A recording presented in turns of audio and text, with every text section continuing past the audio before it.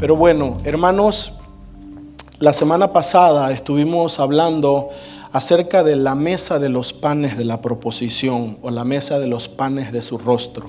Y estuvimos estudiando todas las cosas que significa esta mesa para nosotros como hijos de Dios y cuál es la revelación de estas cosas.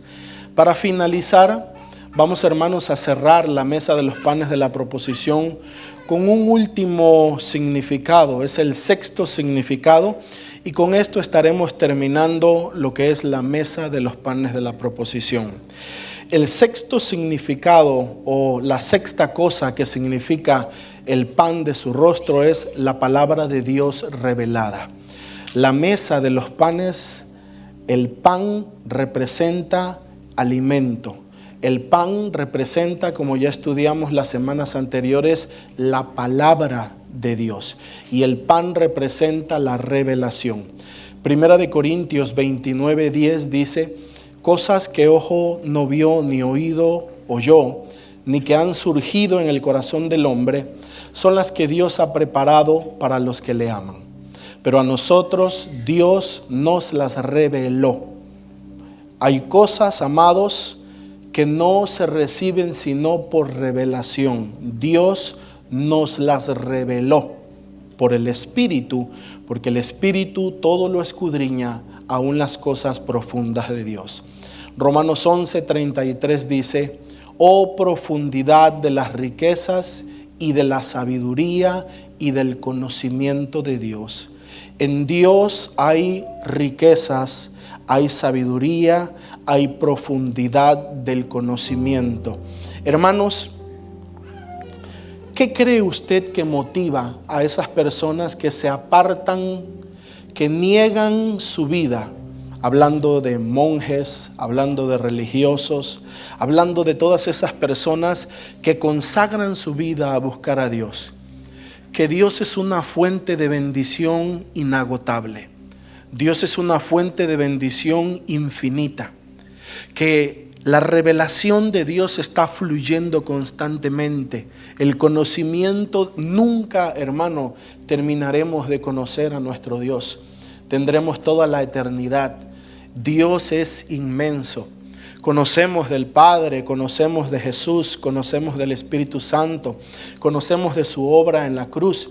Pero hay cosas que son reveladas, que vienen a nuestra vida por causa de revelación. Y el pan que se encuentra en el lugar santo, solo aquellos que logran acceder, solo aquellos que logran llegar hasta el lugar santo, son aquellos que participan del pan profundo. La Biblia habla, hermano, de viandas. ¿Sabía usted que la Biblia habla de viandas y habla de pan sólido? El apóstol le dijo a la iglesia de los Corintios: cuando yo fui a ustedes para ministrarles, para predicarles, les di leche, les di lechita, porque ustedes no tenían la capacidad espiritual para digerir el alimento sólido, para digerir las viandas. Hay panes, hermano, que son profundos. Hay panes, hermano, que solo por revelación nosotros accedemos a ellos, pero no se engañe, hermano. Solo aquellos que llegan al lugar santo, donde está la mesa de los panes, son los únicos que pueden acceder a esta revelación. Ayúdenme, chicos, el control no está conectado.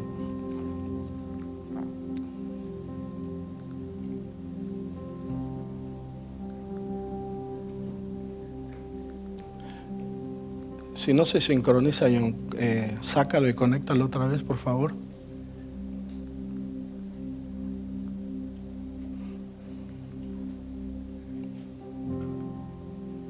¿Nada? Ahí está, gracias. Ok. Job capítulo 26, verso 14 dice: he aquí, estos son los bordes de sus caminos, las orillas de sus caminos. Amados, salvación, bautismo en agua. ¿Sabe que nosotros tenemos aquí, que recién acabamos de terminar hoy precisamente, un discipulado que se llama doctrina básica? Básica significa que es solo el principio, que son solo las bases. Como le acabo de decir, hablando de Dios, Dios es infinito. Job 26:14 dice: he aquí estos son los bordes de sus caminos, y cuán leve es la palabra que de él oímos. Pero su potente trueno, ¿quién lo puede comprender? Su potente trueno, ¿quién lo puede comprender? ¿Qué se le comprende a un trueno, hermano? ¿Qué hay que entender de un trueno? ¿Cuántos están aquí, hermano? ¿Recuerdan que hemos hablado que la voz de Dios es qué? Es como el trueno, su potente trueno, ¿quién lo puede comprender? Pero estas cosas la gente del mundo no las entiende, no las conoce, le parecen locura, porque en el lugar santo accedemos al pan profundo de la revelación. Isaías 55:8-9, porque mis pensamientos no son vuestros pensamientos, ni vuestros caminos mis caminos, declara el Señor. Porque como los cielos son más altos que la tierra, así son mis caminos más altos que vuestros caminos, y mis pensamientos más que vuestros pensamientos. Los caminos de Dios son más altos que los nuestros, y los pensamientos de Dios son también más altos que los nuestros. Esta es una imagen muy bonita que me gustaría que usted observe, que básicamente es lo que representa recibir revelación.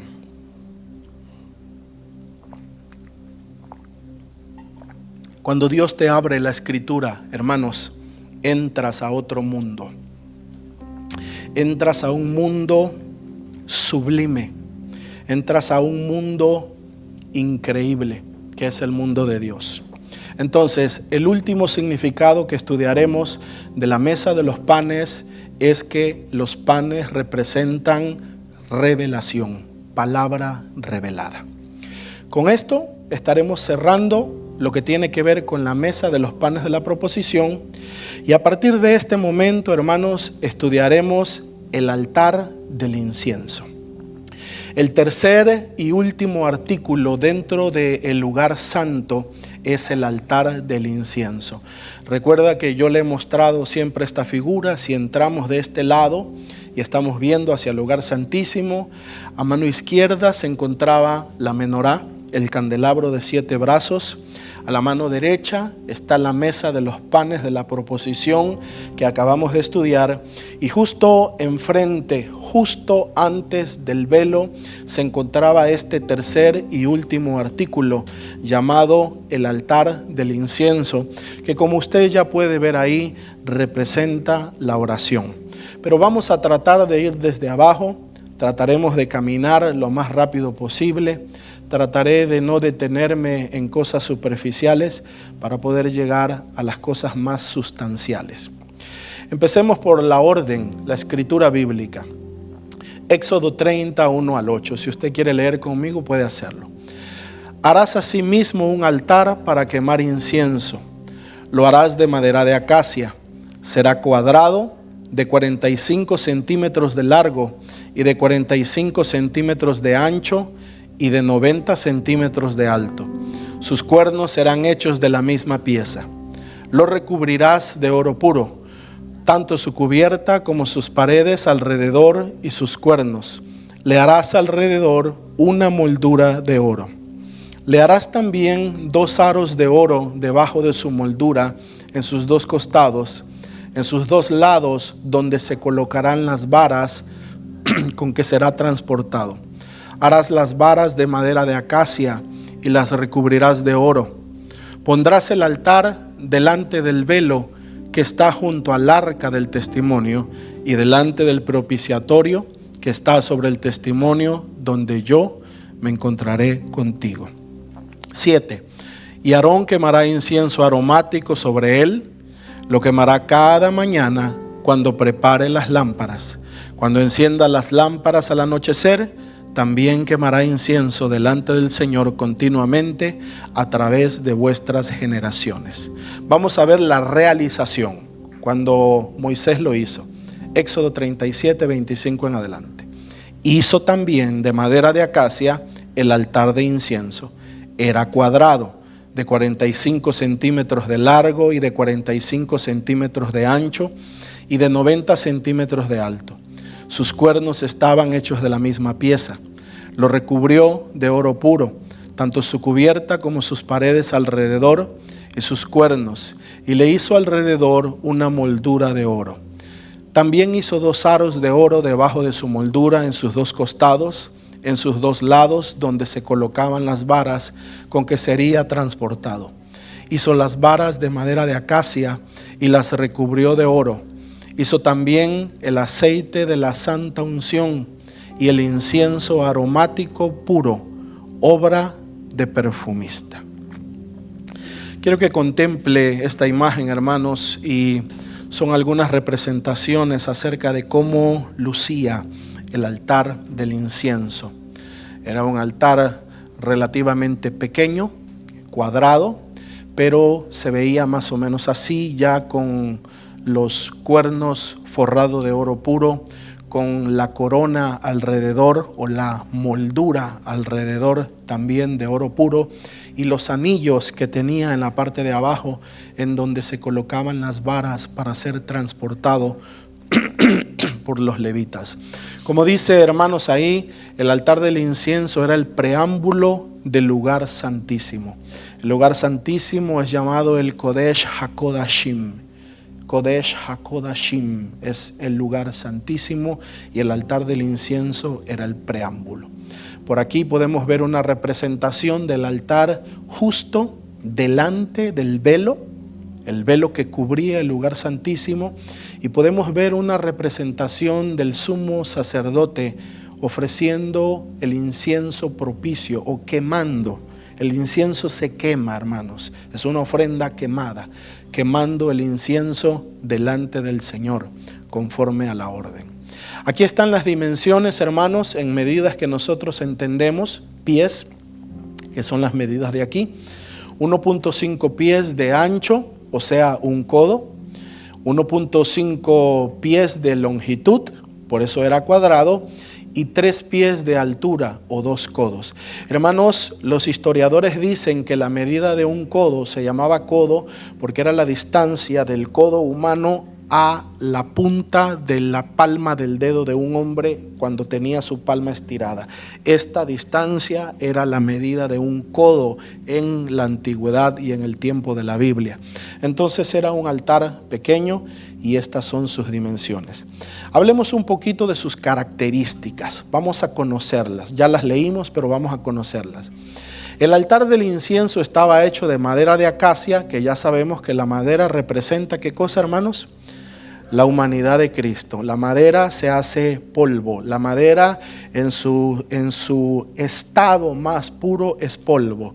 Polvo eres y al polvo volverás. Jesucristo era hombre también y su cuerpo murió como todo el de nosotros. La madera de acacia representa la humanidad.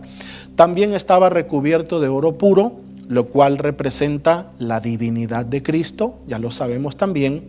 Y el altar tenía, al igual que el altar de bronce, ¿sí? Este es el segundo artículo que tenía 4 cuernos en cada esquina. Los tenía el altar de bronce allá en la entrada, en la puerta del atrio, y aquí dentro del lugar santísimo, el altar del incienso tenía también 4 cuernos. Por causa de tiempo, no hemos reparado en el estudio de que los cuernos representan poder. Yo se lo he dicho así rápida y someramente, pero el altar del incienso los tenía, y eso es una representación de poder. El altar del incienso también debía tener una moldura alrededor de oro. Se desconoce su forma exacta, pero se cree que se asemejaba a una corona. El altar tenía anillos para los postes utilizados por los levitas para transportarlo. Por ahí se nos desacomodó un poquito la gráfica, pero más o menos eso es lo que dice. Hablemos de la ubicación. ¿En dónde estaba colocado o en dónde estaba puesto el altar del incienso dentro del lugar santo? Bueno, dice Éxodo 36, lo pondrás delante del velo que está junto al arca del testimonio, delante del propiciatorio que está sobre el testimonio, donde me encontraré contigo. No sea usted confundido, hermano, por esa palabra propiciatorio. El altar del incienso estaba justo frente del velo, como vimos en la gráfica, y cuando uno atravesaba el velo y se encontraba con el arca del pacto, la parte de arriba, ya le expliqué, la tapa del arca se le llamaba propiciatorio, se le llamaba también asiento de la gracia. Era el lugar de donde Dios se manifestaba y se encontraba con Moisés o con el sumo sacerdote, etc. Pero esa tapa es la que era llamada propiciatorio. Más adelante estudiaremos que acá, de este lado del velo, en el altar del incienso, se ofrecía sobre los 4 cuernos la ofrenda de expiación, ¿sí? Era derramar sangre sobre esos cuernos, y eso tiene un significado muy importante que estudiaremos en algunos minutos. El altar del incienso es la entrada para aquellos que quieran llegar al lugar santísimo. El altar del incienso se colocó en medio del muro occidental del lugar santo del tabernáculo de Moisés. El muro occidental del lugar santo fue creado por el velo que colgaba y separaba el lugar santo del lugar santísimo, donde estaba el propiciatorio que está sobre el arca del testimonio. Cuando uno entraba en el tabernáculo de Moisés, el altar del incienso habría estado directamente enfrente, apoyado contra el velo. Allí se encontraba. Su función, la función práctica, por supuesto, la función que tenía para los judíos. ¿Cuál era la función, hermanos? La función práctica era esconder el olor a carne y a sangre que surgía de todos los sacrificios y producir un olor grato a Dios que habitaba en ese lugar. ¿Recuerda cuando estudiamos cuál era el propósito de Israel para construir un tabernáculo? Cuando hablamos de por qué el tabernáculo, ¿qué decía el verso que leíamos? Ellos me harán un santuario, o ellos me harán un tabernáculo, y yo habitaré en medio de ellos. El propósito de todo esto que estamos estudiando, hermano, era para que Dios pudiera habitar en medio de Israel. Ya estudiamos que por eso tenían que cumplirse las especificaciones, las reglas, las normas, las medidas, para que fuera posible que Dios habitara entre los hombres en la tierra. Entonces, como habían muchos sacrificios, hermano, había seguramente un olor que no era tan agradable. Seguramente en ciertas áreas o en ciertas partes había tal vez animales, moscas que seguían la carne, que seguían el olor a la sangre, pero dentro del Mishkan, dentro del lugar santo, era el incienso el que escondía, era el incienso el que borraba todo ese olor a carne y a sangre. En el tiempo de Moisés era para cubrir la podredumbre del olor de los animales. En el tiempo de nosotros, hermano, es para ocultar nuestra carnalidad. Mire, le voy a decir algo, hermano. Yo espero que recuerde, yo le voy a contar algo. Yo me arrepentí. La semana pasada o antepasada, no recuerdo cuándo fue, mi memoria no me ayuda, pero en un sábado yo les di el tema de sacerdotes, somos sacerdotes, y le enseñé por la Biblia, con las bases bíblicas, que Cristo nos ha constituido a nosotros sacerdotes, y fuimos un paso más allá, siendo Él, por supuesto, nuestro sumo sacerdote, nuestro principal, el que abre el camino. Eso está claro, Él es el sacerdote por excelencia. Pero le enseñé que Él nos ha constituido a nosotros sumos sacerdotes, y que también nos ha constituido sumos sacerdotes. Y le mostré por la Biblia esos versículos donde la Biblia nos manda a acercarnos al lugar santísimo, no al lugar santo, al lugar santísimo. Entonces yo le mostré que Cristo le hizo a usted un sumo sacerdote. Y le mostré eso, hermano, para que el diablo no gane ventaja en usted. Porque alguien puede decir, ¿y a mí qué me importa todo esto? Si yo no soy ni levita, yo no soy ni judío, yo no soy ni hebreo, ni descendiente de Abraham.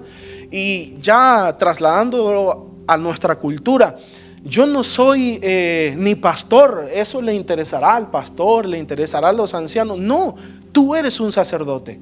Y cuando dije que me arrepentí, me refiero a que me arrepentí de dar ese tema en sábado. Hubiera preferido darlo en un domingo, porque es que la verdad de que somos sacerdotes es una verdad que tiene que estar clarita en todos nosotros. Porque si usted no se entiende, si usted no se sabe sacerdote de Dios, nada de esto tiene sentido. Nada de esto importa. Nada de esto vale para nada. Pero si usted comprende que usted es un sacerdote de Dios, si usted comprende que no solamente es sacerdote, sino que usted ha sido constituido sumo sacerdote, siendo Él nuestro principal sumo sacerdote, entonces todo esto cobra una dimensión distinta en su vida y en mi vida, porque usted va a aprender, y yo junto con usted, vamos a aprender a cómo llegar a Dios.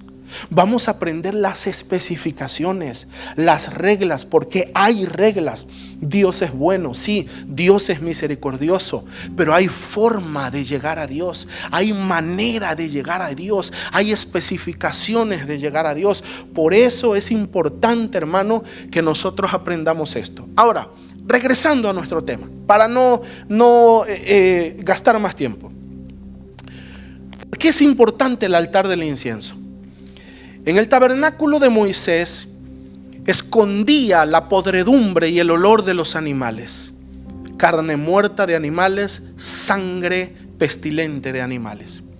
Pero en la gracia, en Cristo Jesús, ese altar del incienso, hermanos, esconde, porque nosotros venimos delante del lugar santísimo, ¿sí? Acercaos pues con confianza ante el trono de la gracia. Acerquémonos al lugar santísimo a través del nuevo camino que usted sabe todos los versos, los hemos leído todas estas semanas. Cuando nosotros llegamos, es necesario quemar el incienso, porque hermano, tú no eres Jesús, y mucho menos yo. Tú no eres puro, tú eres limpio. Te han dado una gracia terrible de ser convertido hijo de Dios, familia de Dios, sacerdote, rey, pero tú y yo seguimos siendo pecadores. Tú y yo luchamos con nuestra carne. Dentro de nosotros hay maldad, miseria, envidia, orgullo. Es necesario que cuando nosotros llegamos al lugar santísimo, tu carne, mi carne, mi maldad sea cubierta con ese incienso. Que la podredumbre de nuestra humanidad sea cubierta con el incienso, para que nuestra presencia, para que nuestra entrada al lugar santísimo pueda ser agradable a Dios. Porque nosotros seguimos pecando, hermano, porque nosotros seguimos fallando delante de Dios. Entonces esa es la función del altar del incienso. En ese altar se quemaba un único tipo de perfume, uno y nada más, no 2 ni 3 ni 4, uno solo. Era el aceite de la santa unción, era un incienso aromático perfecto, y Dios dio la receta. No era invención de Moisés, no era invención de los levitas, Dios dio la receta. Estudiemos un poquito acerca de la escritura. Tal vez no tengamos tiempo hoy de meternos a fondo en eso, pero trataremos de hacerlo la próxima semana. Éxodo 30, 34 en adelante. El Señor dijo también a Moisés: toma especies, estacte, uña aromática, gálbano e incienso puro. 4 cosas. 4 cosas. Estacte, número 1. Uña aromática, 2. Gálbano, 3. 4. Incienso puro. Las 4 tienen un mensaje poderoso. Si no, hoy la próxima semana lo estudiaremos. Igual peso de cada cosa. Verso 35. Haz con ello el incienso aromático, obra de perfumista, salado. ¿Quiénes somos la sal de la tierra, hermanos? Nosotros. Puro y santo. Molerás una parte de él muy fina y la pondrás delante del testimonio en el tabernáculo de reunión, donde yo me encontraré contigo. Será para ustedes cosa muy sagrada. No se harán incienso de una composición similar. Te será cosa sagrada para el Señor. Cualquiera que haga una composición similar para olerla será excluido de su pueblo. Hablemos del perfume del altar. Me voy a acercar un poquito aquí para poder ver bien. El incienso del altar era un perfume bien mezclado, puro y santo. La Escritura dice que el incienso debía ser hecho un perfume según el arte del perfumador, bien mezclado, puro y santo. La santidad está íntimamente asociada con todo el tabernáculo de Moisés. Dios es santo, por eso su casa también debería ser santa. Ustedes ya leyeron allí que este era un perfume que estaba prohibido replicarlo, estaba prohibido usarlo para cualquier otra cosa que no fuera el oficio sagrado, quemarlo a Dios. Segundo punto, quemar incienso era privilegio de Aarón y sus descendientes. Óigame esto, hermano, porque esto es una confirmación de lo que le acabo de decir. Cristo no solo te hizo levita, sacerdote, por decirlo así. Cristo te hizo sumo sacerdote. Cristo te constituyó, por decirlo de alguna manera, linaje de Aarón, familia de Aarón. ¿Se acuerda que estudiamos que para ser sumo sacerdote era solo Aarón y los descendientes de Aarón quienes tenían el derecho de poder ser constituidos sumos sacerdotes? Bueno, era solamente, vamos a leer, aunque el altar del incienso no estaba dentro del lugar santísimo, era privilegio y responsabilidad solo de la familia de Aarón, quienes eran los sumos sacerdotes, el quemar el incienso, demostrándonos así que Jesús nos ha constituido a nosotros también sumos sacerdotes. El incienso no lo quemaban los levitas. El incienso lo quemaban solamente los descendientes de Aarón. ¿Qué significa, mis amados? ¿Qué significa el altar del incienso para nosotros los cristianos? Para nosotros dentro del reino de Dios. El altar del incienso significa la oración. Significa una vida profunda de oración y de devoción a Dios. El incienso o el altar son las oraciones del pueblo de Dios. Son ese incienso de olor agradable a Dios que lo perfuman y que le producen satisfacción. Vamos a ver si esto es cierto en la Biblia. Salmo 141:2 que dice: suba mi oración delante de ti, ¿como qué, hermanos? Como el incienso. El don de mis manos como la ofrenda de la tarde. Mire lo que dice el salmista David. El salmista compara su oración a Dios como el incienso. Suba mi oración delante de ti como el incienso. Lucas 1:10 que dice: toda la multitud del pueblo estaba afuera orando. ¿A qué horas? A la hora del incienso. Nosotros vamos a leer muchos versículos más, pero este solo versículo nos enseña que por alguna razón el pueblo relacionaba la oración con el ofrecimiento del incienso. Todo este oficio dentro del lugar santo tenía horarios, tenía turnos, tenía tiempos para hacerlo. Cuando el sumo sacerdote venía, hermano, a quemar el incienso en el altar, en ese mismo tiempo, afuera, en el atrio, cuando ya se construyó el templo, ya de materiales, piedra y todo eso, pues ya era algo más formal. Pero en el atrio toda la gente estaba orando. Dice, toda la multitud del pueblo estaba afuera orando a la hora del incienso. Seguimos leyendo. Apocalipsis 5:8 dice, y cuando hubo tomado el libro, los 4 seres vivientes y los 24 ancianos se postraron delante del Cordero. Todos tenían arpas y copas de oro llenas de incienso, que son las oraciones de los santos. Repita conmigo lo subrayado, por favor. Y copas de oro llenas de incienso, que son las oraciones de los santos. Amén. Copas de oro. Dentro de las copas, incienso. Y el incienso son las oraciones ¿de quién? De los santos, de nosotros, los que somos hijos de Dios. Ay, amados, el incienso se ofrecía delante de Dios 2 veces por día. Éxodo 30, 7 y 8 dice, y Aarón quemará incienso aromático sobre él cada mañana, cuando aliste las lámparas lo quemará, y cuando Aarón encienda las lámparas al anochecer, quemará el incienso. Rito perpetuo delante de Jehová por vuestras generaciones.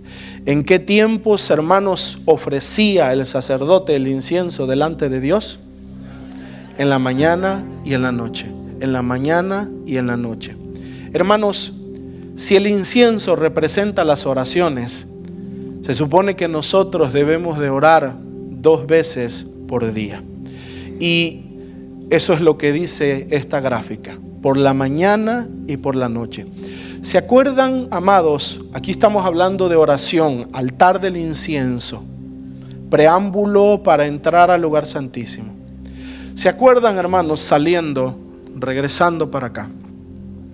¿Se acuerdan que cuando hablamos del lavacro, se acuerdan que cuando hablamos de la fuente de bronce, que esa agua representa su primer significado o el más base es el bautismo, pero representa también la palabra de Dios?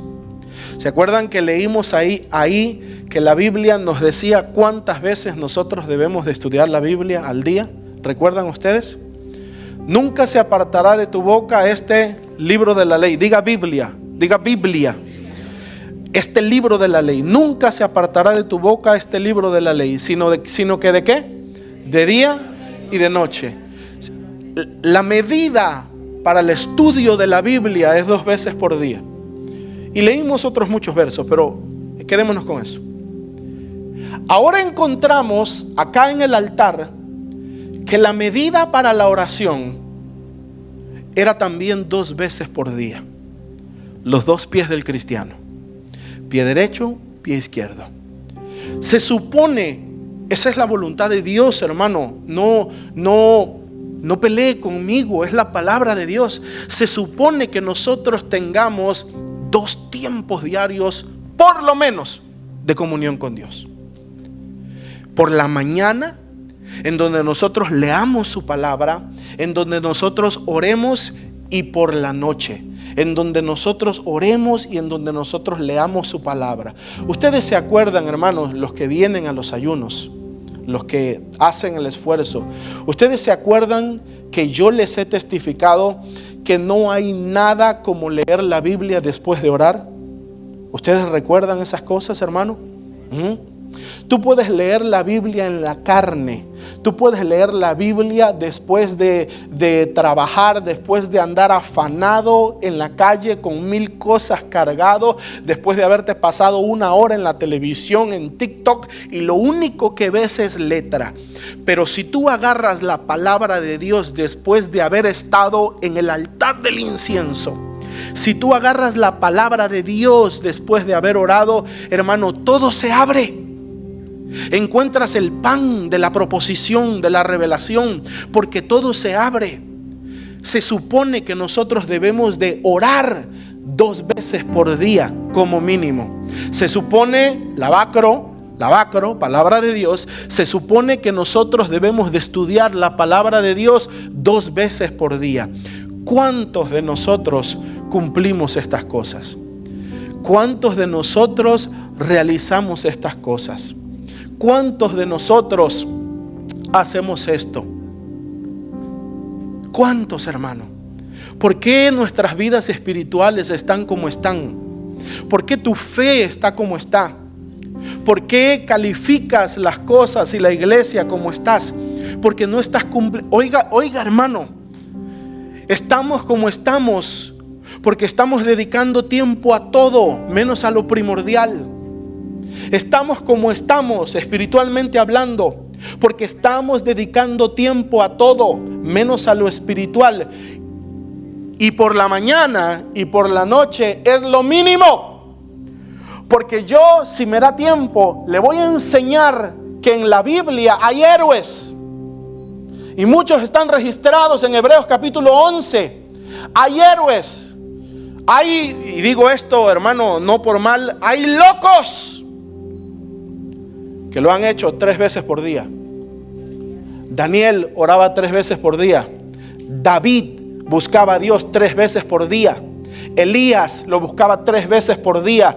Cristo mismo lo buscaba 3 veces por día. La Biblia nos manda a nosotros un mínimo de 2 veces al día. ¿Tú sabes por qué no pasan en tu vida y en mi vida los milagros que sucedían en la vida de Daniel, en la vida de David, en la vida de Elías, en la vida del apóstol Pablo? Porque no oras como David, no oras como Pablo, no oras como Daniel. ¿A dónde está el Dios de Elías? ¿A dónde están los milagros? ¿A dónde está la mano del Señor? ¿A dónde está el pueblo que lo busca? ¿A dónde están aquellos que se apartan de todas las cosas para buscar al Señor?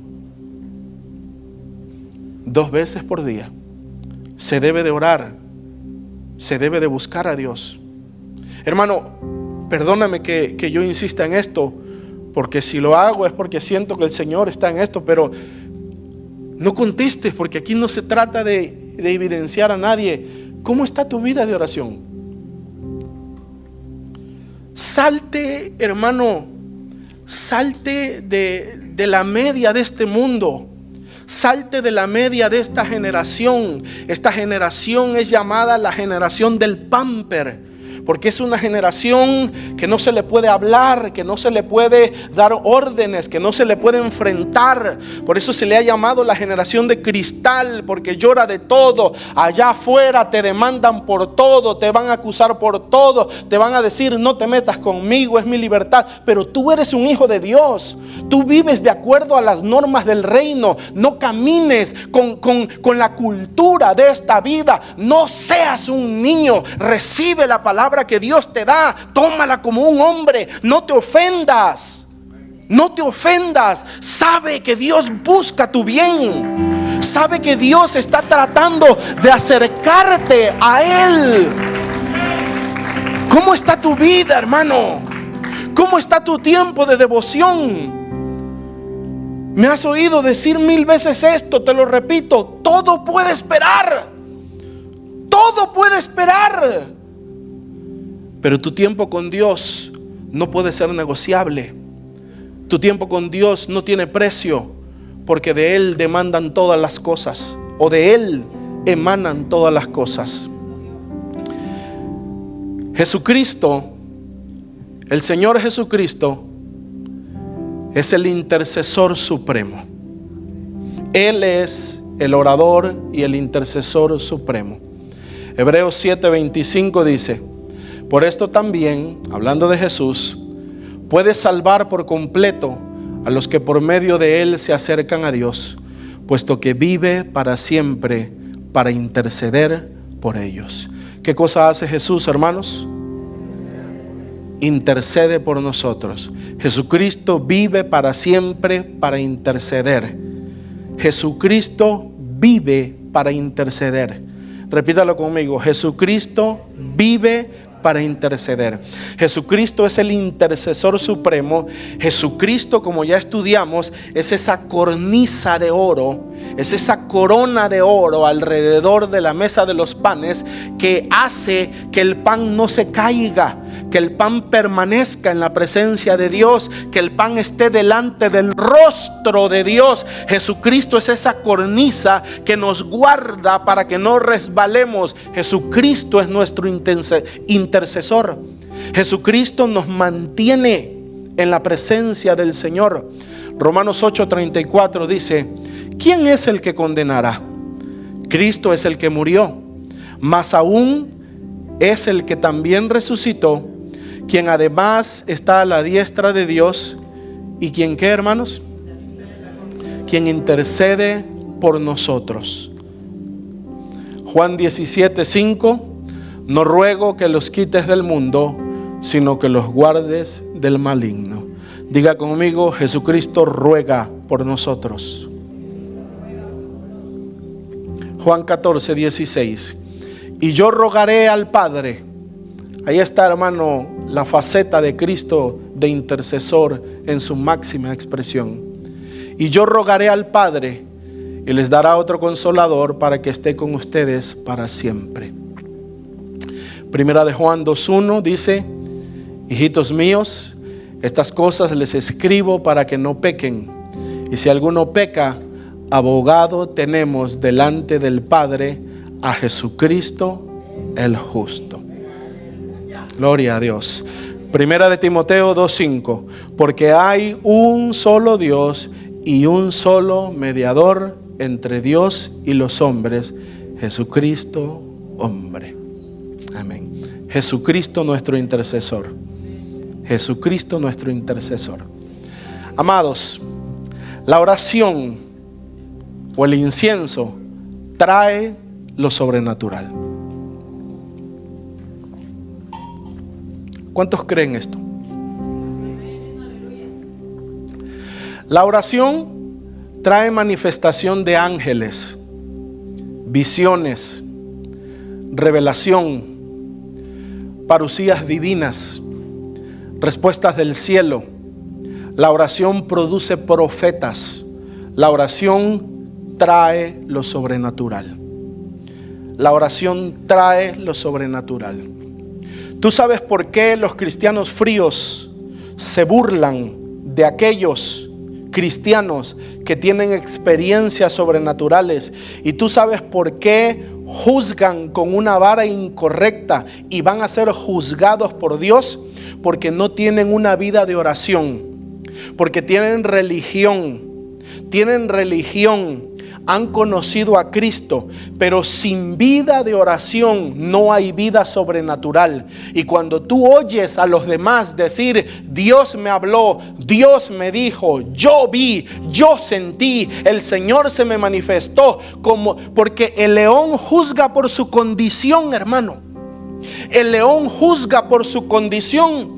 Pero si tú oraras como Daniel ora, si tú oraras como Elías ora, si tú oraras como David oraba, tú vivirías las cosas que esos hombres de Dios vivieron. La oración trae la vida sobrenatural. La oración trae manifestaciones del cielo. Deja de juzgar las experiencias de otro, porque tú no conoces la devoción que hay en otras personas. Tú no conoces la dedicación que hay en otras personas. No todos son como tú. No todos son paleta de hielo como tú. Deja de criticar. Deja de hablar. Tú haz tu parte. Dios te ha mandado a buscarlo de todo corazón. Dios te ha mandado a que le sigas por lo menos 2 veces al día. Eso es lo que la Biblia dice. La oración trae lo sobrenatural. Amados, por favor, présteme su corazón para este ejemplo. Este ejemplo es maravilloso. Lucas 15, 5 al 13, vamos a leer. En los días de Herodes, rey de Judea, había un sacerdote llamado Zacarías. Aquí estamos hablando del nacimiento de Juan el Bautista y de los padres de Juan el Bautista. Había un sacerdote llamado Zacarías de la clase de Abías. Su esposa, repita eso conmigo por favor, su esposa era de las hijas de Aarón. ¿Qué significa esto? ¿Quién está aquí, hermano? Todos eran sacerdotes. ¿Quién habló? Era de la descendencia de Aarón, que significaba que eran la familia de los sumos sacerdotes. No eran levitas regulares, eran sumos sacerdotes. Por causa, y le voy a dar otra perlita ahí, no se dice que Zacarías fuera de la descendencia de Aarón. Su esposa era la descendencia de Aarón. Por eso entendemos que cuando te casabas con una del linaje de Aarón, tú mismo te convertías por causa del matrimonio en parte de la familia sacerdotal. Entonces, tenemos aquí a Zacarías, dice, de la clase de Abías, su esposa de las hijas de Aarón, y se llamaba Elizabeth. 6, verso 6. Ambos eran justos delante de Dios y vivían irreprensiblemente en todos los mandamientos y las ordenanzas del Señor. No tenían hijos porque Elizabeth era estéril y ambos eran de edad avanzada. Aconteció, oiga, que cuando Zacarías ejercía el sacerdocio delante de Dios, en el turno de su clase, conforme a la costumbre del sacerdocio, le tocó por sorteo entrar en el templo del Señor. ¿Para qué? ¿Para qué, hermanos? Para quemar el incienso.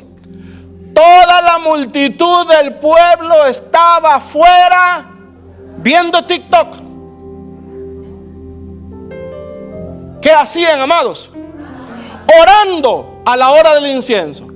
Entonces el ángel del Señor se le apareció puesto de pie a la derecha del altar del incienso.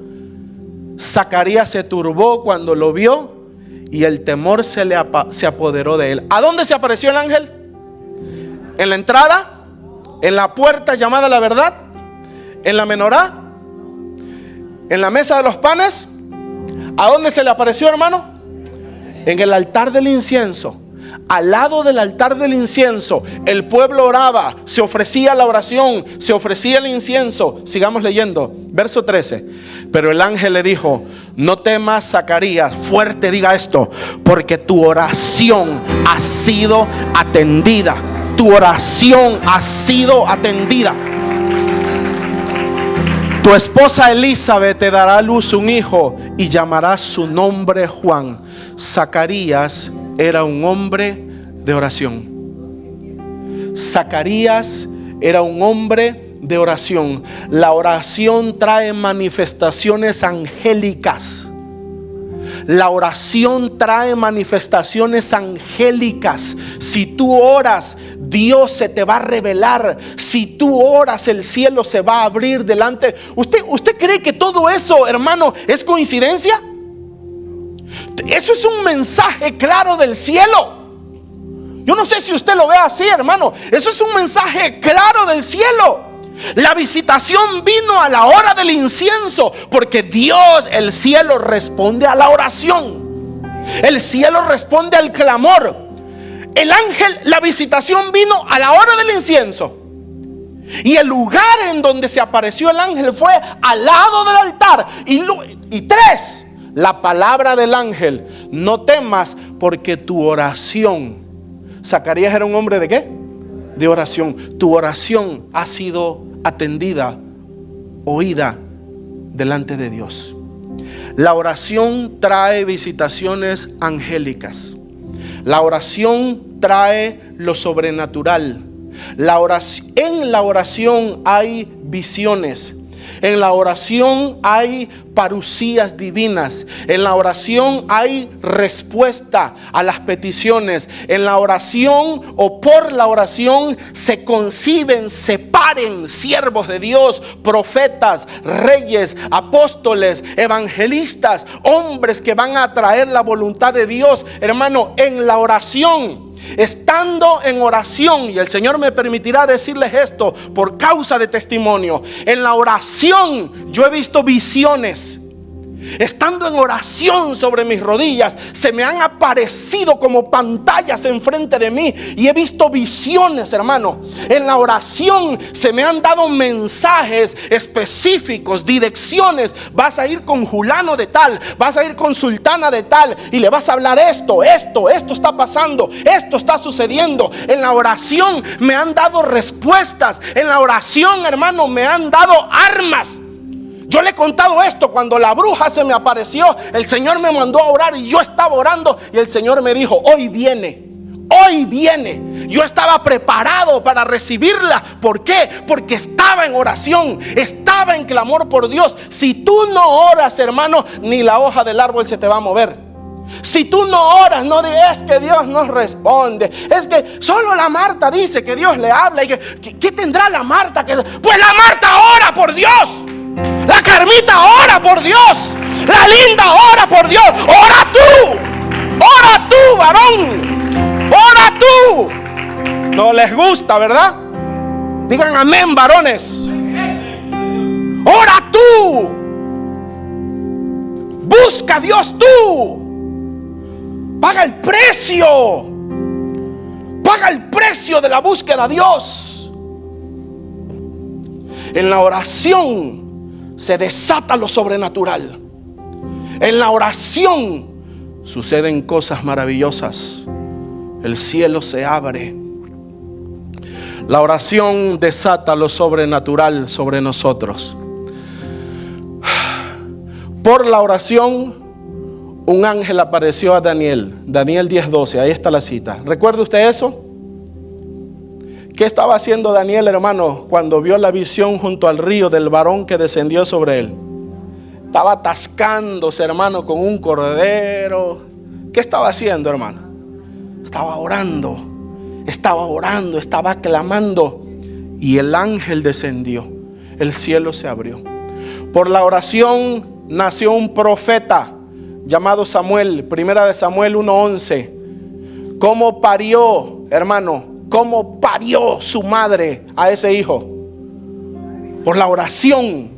Ese verso que está ahí, no por tiempo, hermano, ustedes verán si hacen su tarea o no, pero ese verso que está ahí, literal, palabras más, palabras menos, como lo recuerdo, son las palabras de ella donde decía: oh Jehová, concédeme un hijo varón y yo lo dedicaré a ti todos los días de su vida. En la oración son paridos profetas, son paridos apóstoles, son paridos gente que va a revolucionar el mundo para Dios, hermano. Bajo las rodillas. Por la oración, Pedro fue librado de la muerte. Ahí es Hechos, eso está mal. Ahí es Hechos 12:5. ¿Sabe qué dice? Que Pedro estaba en la cárcel y dice: pero la iglesia hacía oración sin cesar a Dios por él. Por la oración Pedro fue librado de la cárcel. Último, por la oración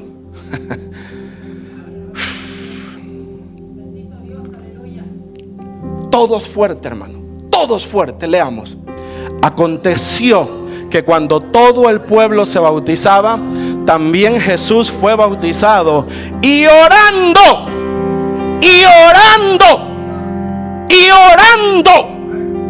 ¿qué pasó, hermano? El cielo se abrió. ¿Quieres cielos abiertos sobre esta iglesia? ¿Quieres cielos abiertos sobre tu familia? ¿Quieres cielos abiertos sobre tus hijos? ¿Quieres cielos abiertos sobre tus finanzas, sobre tu salud? ¿Quieres cielos abiertos sobre ti, hermano? Orando. La receta es orando. La solución es orando. Orando el cielo se abrió. Orando el cielo se abre. La presencia de Dios no se manifiesta bajo un pueblo, hermano, que no ora.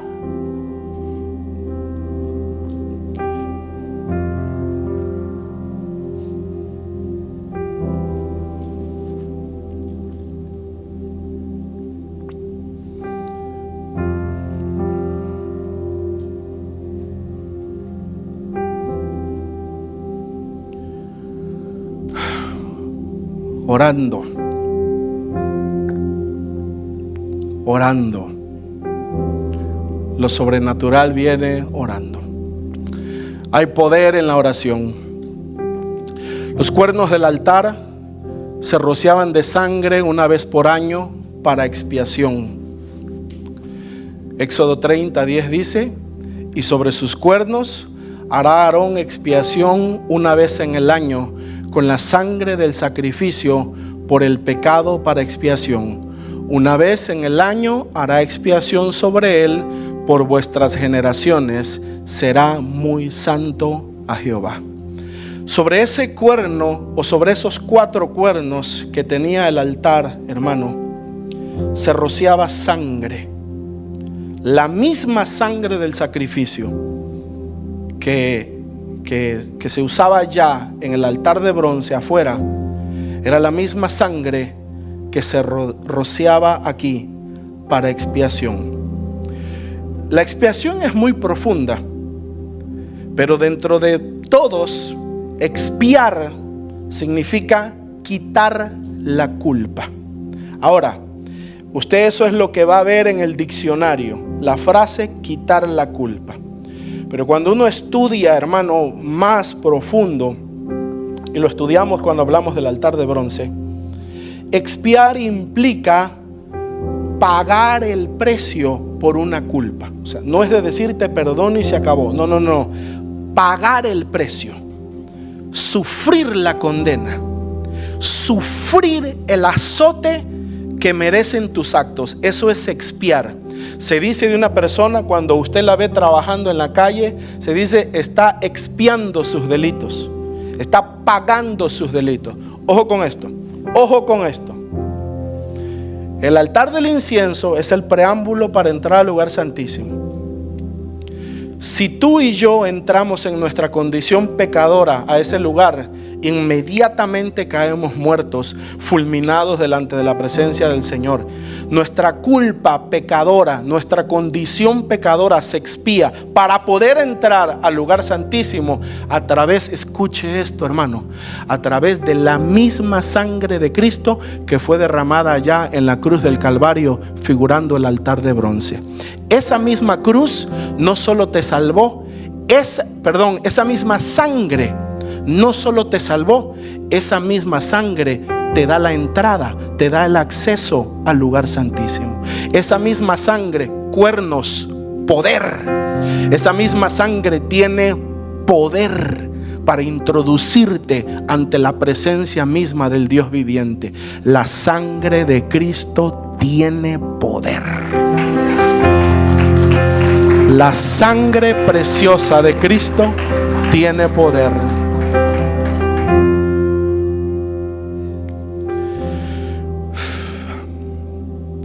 Fuego extraño.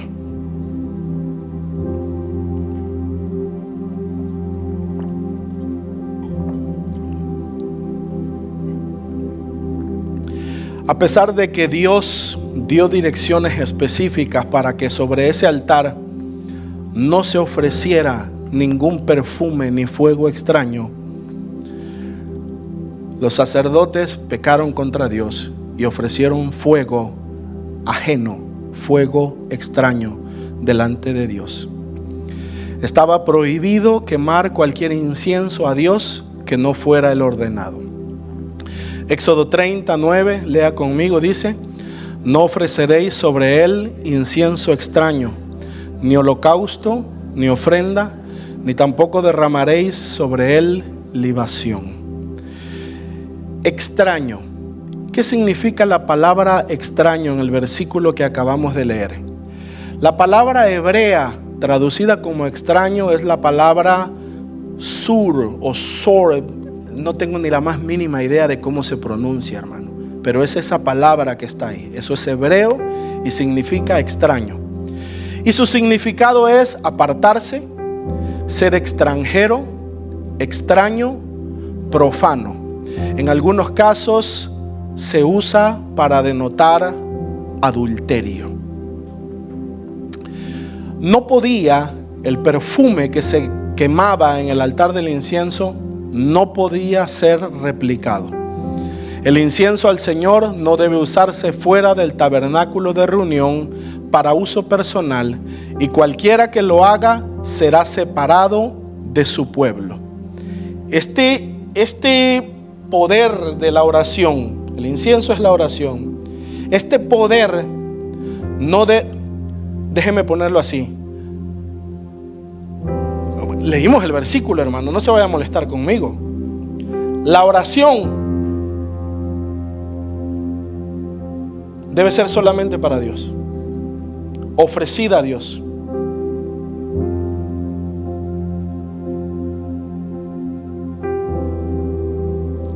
Perdóneme, pero se lo voy a decir. La oración no debe ser ni a María, ni a San Tomás, ni a San Juan, ni a San Pedro, ni a la Virgen del Cobre, ni al Cristo Negro, ni a Machimón, ni a nadie. El incienso de la oración solo le pertenece a Dios. A Dios. Hay un solo Dios, uno solo, al cual nosotros le rendimos nuestro perfume de adoración, nuestro perfume de alabanza.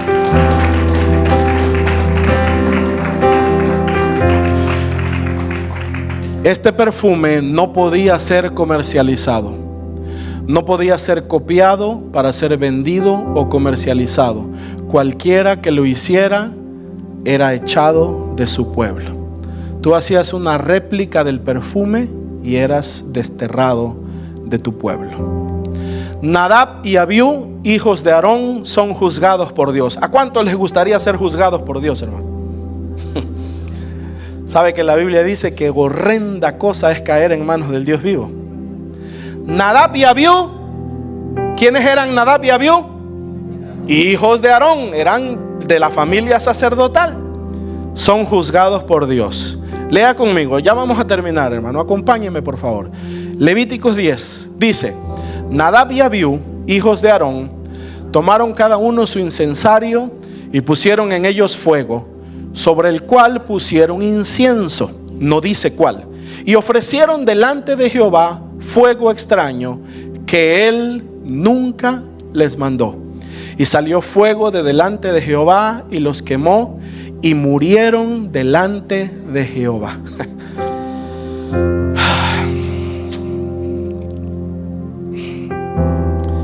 Ay, hermano, ¿cómo le traslado esto? La voluntad de Dios es que nosotros lleguemos al lugar santísimo. Él quiere eso. Todo lo que Cristo hizo, lo hizo para cumplir este propósito, para que nosotros lleguemos a su presencia. Pero tú tienes que respetar el único camino y forma que Dios ha dado para llegar a Él. Y ese camino es Cristo. Y ese camino es el camino nuevo, vivo, que Cristo nos abrió a Él. Cualquier otra manera para poder llegar. Los expertos creen que Nadab y Abiú, si estaban ofreciendo un fuego extraño, algunos dicen es porque tenían la intención de entrar al lugar santísimo. Pero el Señor ni siquiera se los permitió, sino que allí afuera, de este lado del velo, allí dice, descendió, Dios los quemó y murieron delante de Jehová. Hermano, mire,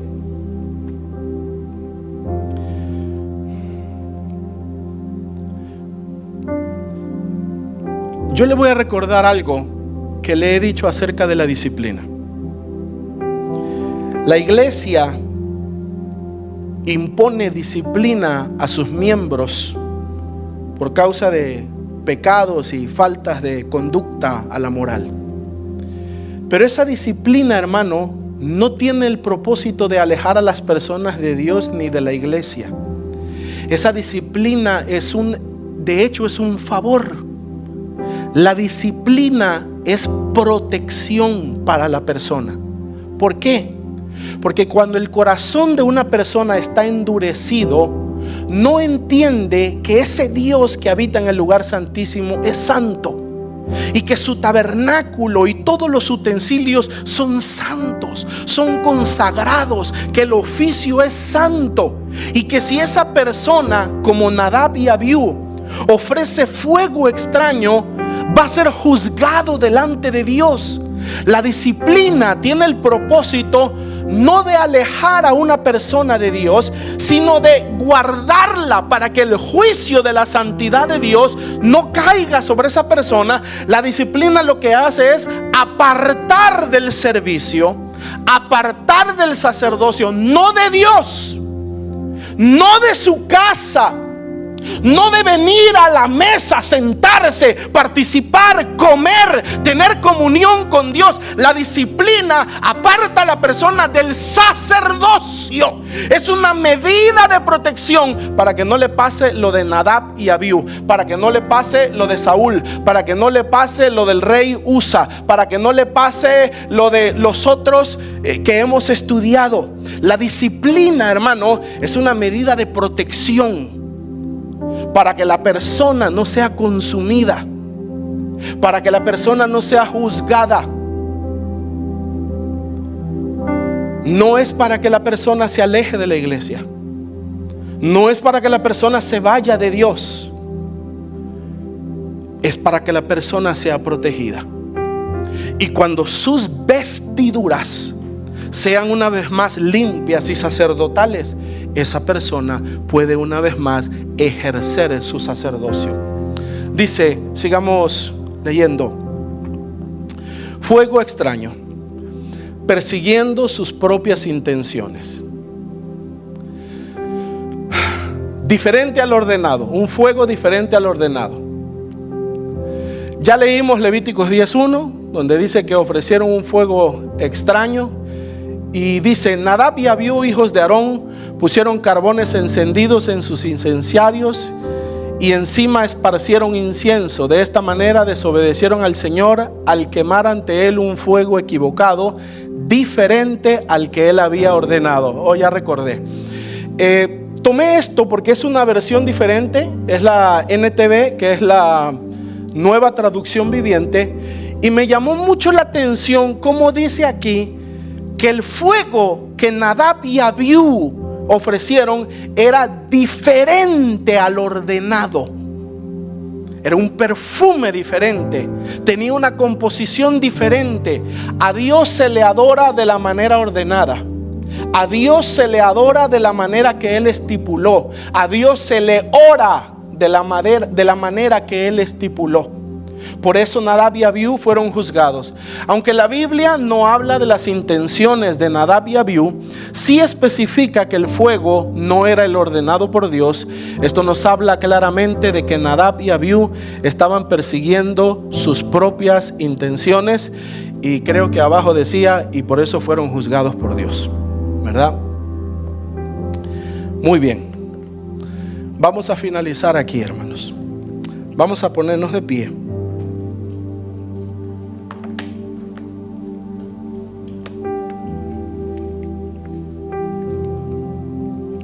Que todo lo que hemos hablado acerca del altar del incienso pueda motivarte para buscar a Dios.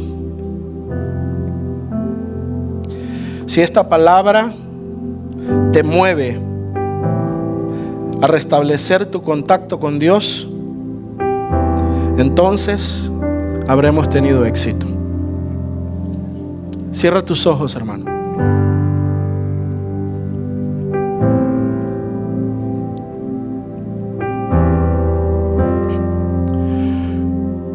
Cuando tú no oras, la frialdad viene a tu vida. Es muy sutil, es muy despacio, es poquito a poquito, pero está constantemente pasando, está constantemente sucediendo. Te estás enfriando, tus pensamientos están cambiando. Cuando tú no oras, comienzas a decir: ¿por qué tan largo? ¿Por qué tanta música? ¿Por qué tanto tiempo? ¿Por qué tantas cosas? ¿Para qué hacer esto? ¿Para qué hacer el otro? Cuando tú oras, cuando tú no oras, comienza a molestarte todo. El enfriamiento es sutil, sutil, sutil, sutil.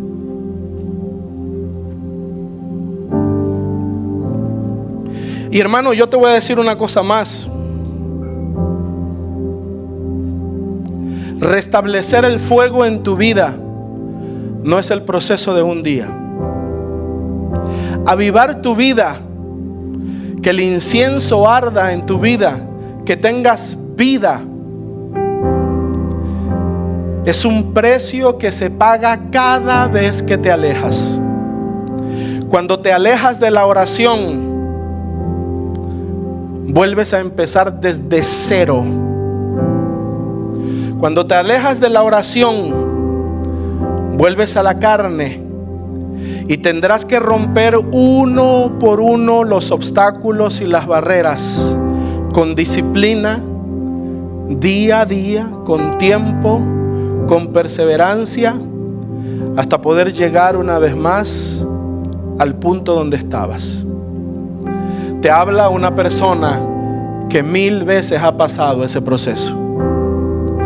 Te habla una persona que 1000 veces ha quebrado su vida de oración por ocupaciones, por afanes, y que 1000 veces cuando regresa empieza desde cero.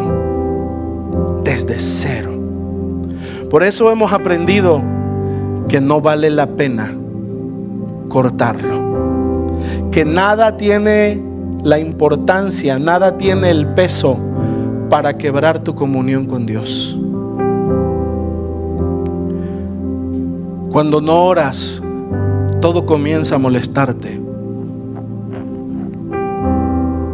Cuando no oras, comienzas a perderle sabor a las cosas de Dios. Pero hoy el Espíritu de Dios te va a dar un fuego inicial, un fuego primero, un fuego inicial,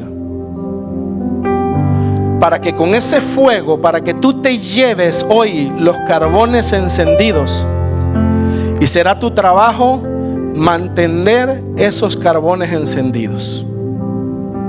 Hoy el Señor te va a dar un fuego inicial. Así que cierra tus ojos. No es por fuerza. No es por fuerza, hermano. Es por voluntad del corazón.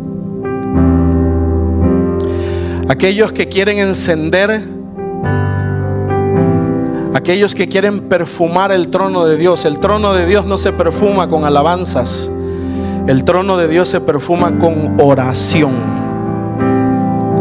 Aquellos que quieren encender el altar del incienso, vengan para acá.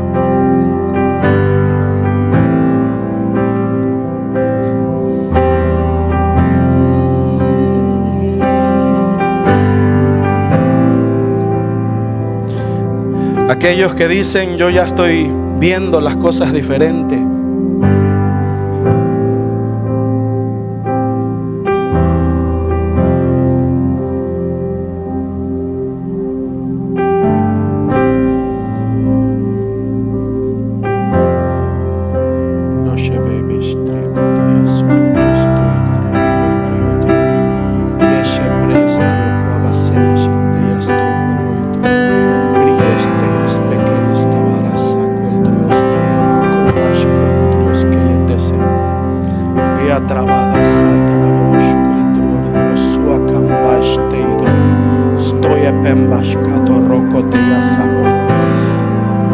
Te han constituido sumo sacerdote para que vivas en la presencia de Dios. Tú no eres gentil para que estés fuera de la casa de Dios. Tú no eres gentil para que estés apartado de la casa de Dios. ¿Dónde están los muchachos?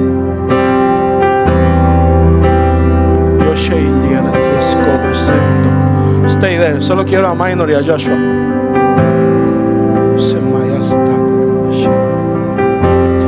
Tú has sido diseñado por Cristo para vivir en la presencia del Señor. Has sido diseñado por Cristo para vivir en la presencia del Señor. Y hoy vas a recibir un fuego inicial. Hoy,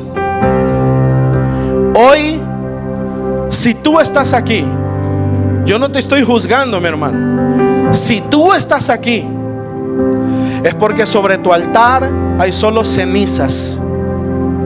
Si tú estás aquí hoy, delante de la presencia de Dios, es porque sobre tu altar hay solamente vestigios de lo que eran los carbones encendidos. Pero hoy el Señor va a poner carbón nuevo en tu vida, y va a ser un carbón inicial que tú te encargarás de mantener con disciplina, con tiempo, tomando decisiones correctas, poniéndole prioridad a lo que tiene importancia y dejando como segundo todas las demás cosas.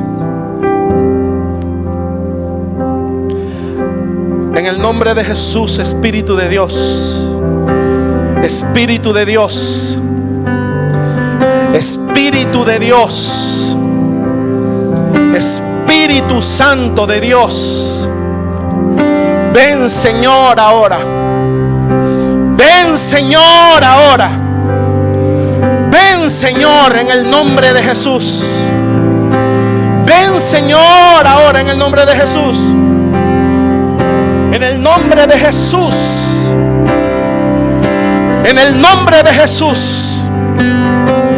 Enciende el carbón encendido de tu presencia. Pon carbones nuevos, Señor. Pon carbones nuevos, Señor. Y enciende el fuego de la oración en esta casa. Enciende el fuego de la oración, Señor, en esta iglesia. En el nombre de Jesús, que sea perfumado tu trono, Señor. En el nombre de Jesús de Nazaret.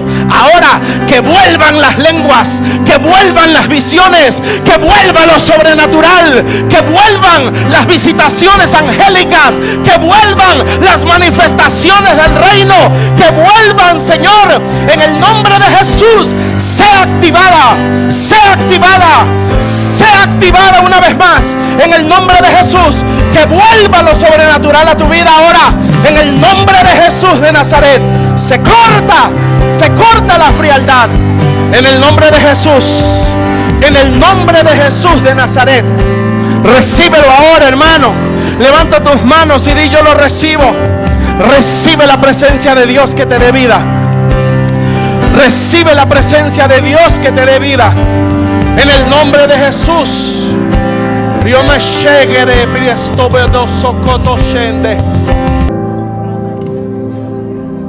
En el nombre de Jesús. En el nombre de Jesús. En el nombre de Jesús. En el nombre de Jesús.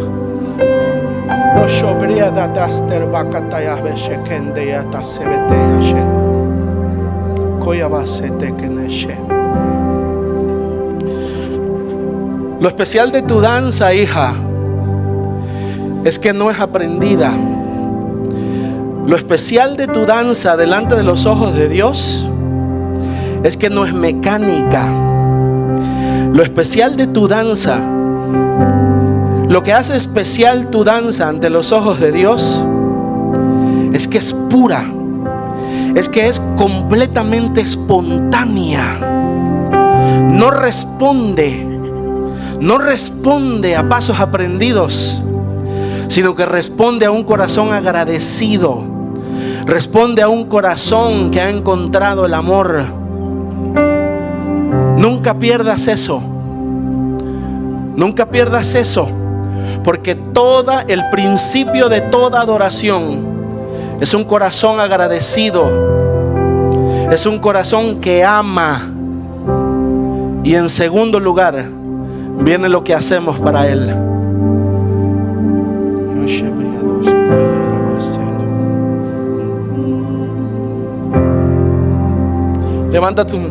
Levanta tus manos al Señor.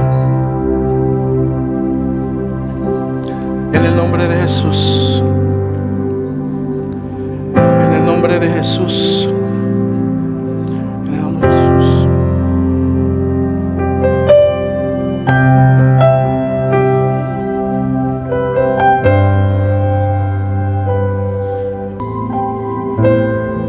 En el nombre de Jesús.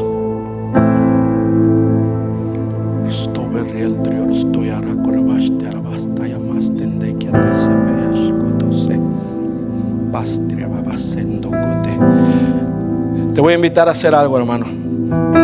Te voy a invitar a que, como tú quieras hacerlo, comiences a clamar para que el fuego del cielo caiga sobre tu altar ahora. Comienza a clamar ahora y di: Señor, avívame, avívame porque me muero, avívame porque me muero, Dios. Enciéndeme, Señor. Enciéndeme, Señor. Abre los cielos. Abre los cielos y que caiga el fuego de tu presencia sobre mi vida ahora. Abre los cielos, Señor, y que caiga el fuego de tu presencia sobre mi vida. Que regrese, que regrese, que regrese, que regrese esa pasión. Que regrese ese fuego sobre mi vida. Que regrese ese fuego sobre mi vida ahora. En el nombre de Jesús.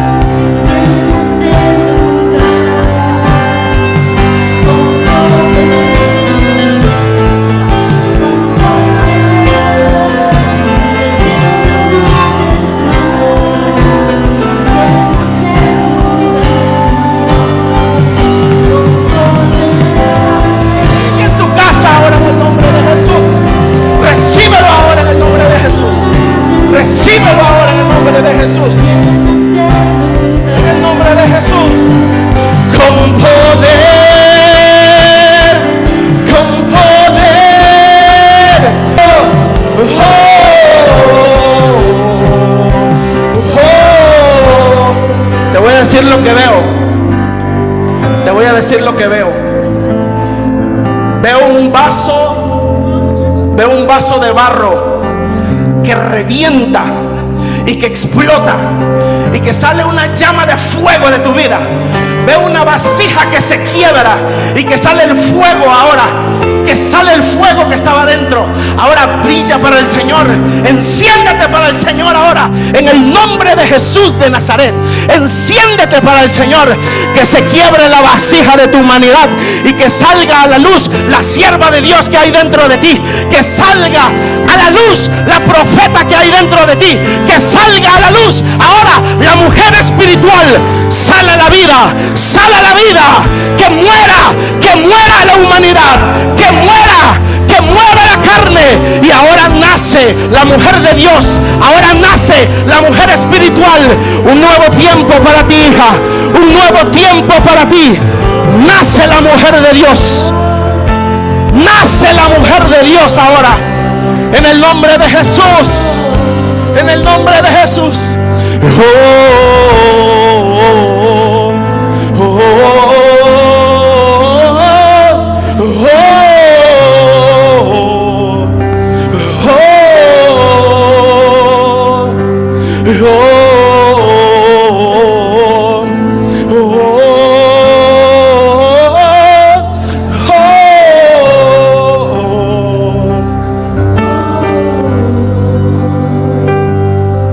Respira profundo.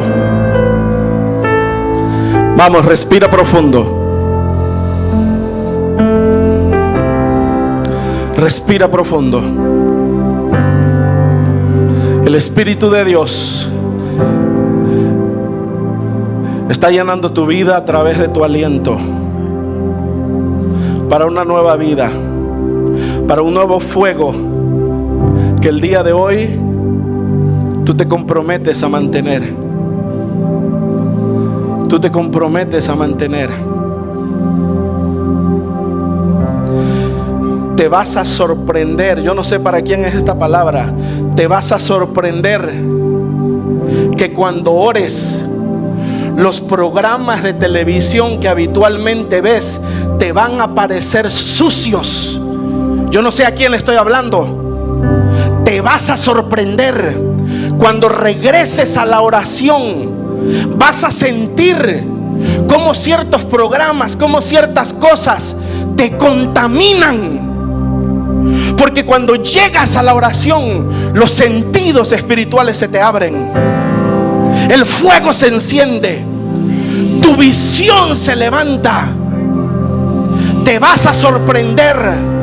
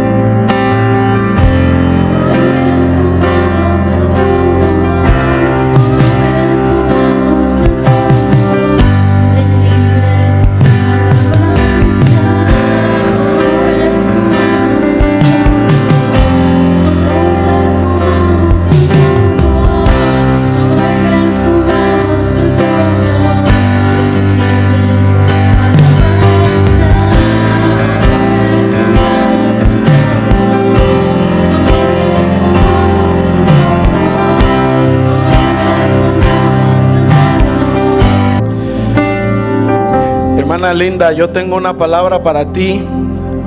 Júzgala. Júzgala si viene del Señor. Pero es una palabra muy fuerte en mi corazón. Verás el fruto, hija. Verás el fruto. Verás el fruto. Porque es necesario que el grano de trigo caiga a tierra y muera. Y si muere,